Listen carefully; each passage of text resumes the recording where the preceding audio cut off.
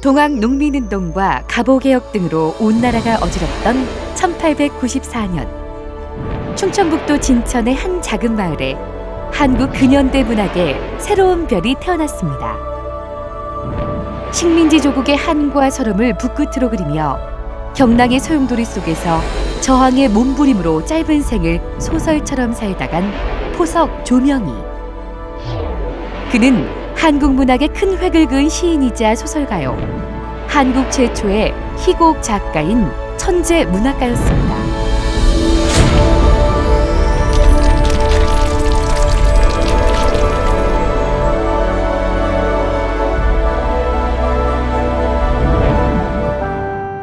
포석 조명희는 4살 때 부친을 여의고 편모스라에서 자라며 1908년 진천의 성공회에서 설립한 신명학교에 입학해 신식교육을 받았습니다.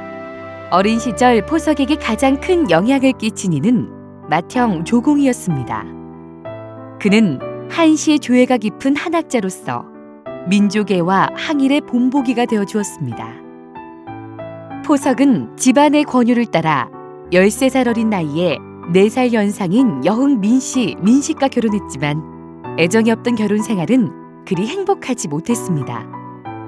부유한 집안에서 자랐지만 초등학교를 졸업할 무렵에 가문이 몰락해 생활고에 시달리는 어려운 형편에 놓이게 됐고, 이 때문에 진학을 포기하고 얼마 후 서울중앙고등보통학교로 유학을 하게 됐습니다.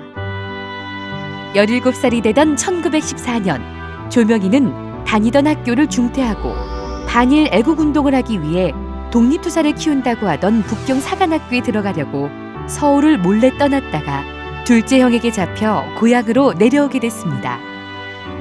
독립투사가 되겠다던 뜻을 이루지 못해 울분을 달래며 방황하던 조명희는 이 시절 신소설을 비롯해 국내외 소설들을 탐독했습니다.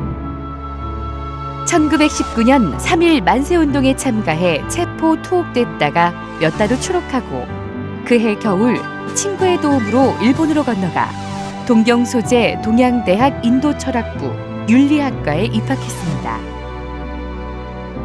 조명희의 유학생활은 힘들고 고달팠지만 김우진 등과 교류하면서 1920년 동경 유학생을 중심으로 전개된 극예술협회에 참여해 중심적인 역할을 하며 1921년 조선 최초의 희곡집 김영일의 사를 발표했습니다. 그리고 김우진과 함께 연극단을 만들어 40일간 전국 순회 공연을 펼치는 등 행복한 시간을 갖게 됐습니다. 이후 김영일의 사는 1923년에 최초의 창작 희곡집으로 발간됐습니다. 유학 생활의 가난을 이기지 못해 졸업을 목전에 두고 고국으로 돌아온 조명희는 일제의 핍박에 시달려 초라해진 어머니와 부인, 자식들을 부양하기 위해 시대일보 기자로 입사했고, 여기서 최초의 창작 시집 봄 잔디밭 위에를 발간했습니다. 이어서 톨스토이작 번역서 산송장 또한 발간했고, 1925년 2월에 개벽의 땅속으로를 발표하면서 본격적인 작가로서의 행보를 시작했습니다. 그러나 뜻대로 글을 쓸 수 없는 시대상의 현실과 타협하지 않고 기자를 그만둔 조명희는 가족들 부양을 위해 팥죽 장사를 시작하게 됐습니다. 이 시절 팥죽 가게에 모이던 김기진, 이기영, 최승일, 안석주, 염상섭, 최학송 등과 교분을 나누며 급기야 조선 프롤레타리아 예술가 동맹 카프를 결성하게 됐고, 작가들의 회의 장소가 되어버린 팥죽 가게는 곧 문을 닫게 됐습니다. 이때 조명희는 단편소설 창작에 몰두해 알군에게, 저기압, 마음을 갉아먹는 사람들, 새 거지 등을 발표했습니다. 카프 활동으로 일제의 표적이 되어버린 그는 더 이상 글을 쓸 수 없는 현실을 괴로워하다 낙동강으로 향하게 됐습니다. 낙동강 구포벌 기름진 벌판이 일제의 무자비한 수탈의 장소로 변해버린 것을 목격한 그는 짓밟힌 민족의 울분을 글로써 표출해 1927년 7월 조선지광에 대표적 소설 낙동강을 발표했습니다. 일본 경찰의 감시와 검열에 울분을 토하던 조명희는 1928년 8월 그가 꿈꾸던 사회주의 국가 소련으로의 망명을 선택했습니다. 블라디보스토크 신안촌과 륙성촌에 거주하면서 륙성 농민청년학교에서 조선어 교사로 교표를 잡았으며 이곳에서 장편소설 붉은 깃발 아래서를 탈고하고 대표적 산문시 짓밟힌 고려를 발표하는 등 수필, 희곡, 평론 등 여러 부문에 걸쳐 활발한 작품 활동을 펼쳤습니다. 1931년 조명희는 황명희를 만나 재혼을 했습니다. 그리고 러시아 혁명을 찬양한 10월의 노래를 비롯해 아모르를 보고서, 맹세하고 나서자 등을 발표했습니다. 우스리스크로 이사한 조명희는 조선사범학교 조선어 문학교사를 했고 1934년 8월에는 러시아 소설가 파제예프의 추천으로 소련 작가 동맹원으로 가입한 뒤 선봉의 문학 편집자로 일했습니다.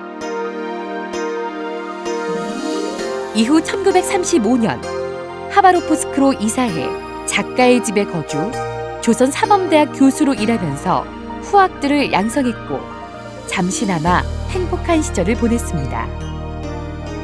1936년에는 소련 작가동맹 원동지부에서 간사로 활동하며 노력자 조국의 주필로 고려문학 건설에 힘을 쏟았습니다. 행복했던 시절도 잠시 가족들에게 곧 돌아오겠다는 말을 남기고 갑자기 들이닥친 KGB에게 체포돼 투옥됐습니다. 일본을 위해 간첩 행위를 하는 자들에게 협력했다는 억울한 누명을 쓴 조명희는 1938년 5월 11일 KGB 하바로프스크 지하 감옥에서 총사령을 당해 험난하고 소설 같은 생을 마감했습니다. 이후 1956년 7월 20일 극동군관구 군법회의는 조명희에게 누명을 씌웠던 1938년 4월 15일 결정을 파기하고 무혐의로 처리한 뒤 복권시켰습니다. 또한 1959년 러시아 내에 조명희 문학유산위원회 주관으로 조명희 선집이 발간됐습니다. 1988년에는 조명희 기념실이 설치됐고 1992년에는 조명희 거리가 명명되었으며 1994년에는 탄생 100주년 기념 제1회 포석 조명희 문학제가 동양일보사와 진천군 주도로 개최돼 현재까지 이어져 오고 있으며 포석 조명희 전집이 발간됐습니다. 이후에도 포석 조명희의 위대한 문학 세계를 아는 많은 사람들이 다양한 행사로 그의 업적을 기리고 있습니다. 궁핍하고 암울했던 시대, 자신 스스로 그 빈궁의 모습으로 민중들과 고통을 함께한 한국 근현대사에 우뚝 선 항일 문인. 일본 제국주의에 의해 조국으로 돌아올 수 없는 이방인이 되어 망명 생활을 해야 했고 믿고 찬양하던 소련 사회주의로부터도 이방인이 되어 총살당하고 말았던 비운의 삶. 희곡, 시, 소설 모든 분야에서 뛰어난 사실적 민족주의적 천재 문학가. 문학, 민족, 이념 세 가지 가치에 몰두했던 포석 조명희의 삶과 작품은 우리 민족의 지식과 삶을 이끈 진정한 선구자입니다.